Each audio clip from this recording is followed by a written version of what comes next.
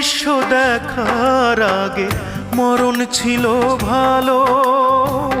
নাও কেড়ে নাও বিধি আমার দুই নয়নের আলো। এমন দৃশ্য দেখার আগে মরণ ছিল ভালো। নাও কেড়ে নাও বিধি আমার দুই নয়নের আলো।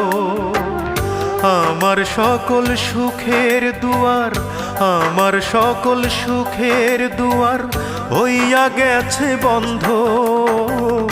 আজ বুঝাছি আমায় লইয়া কি পীড়িতের ঘর বুকে বাঁধ।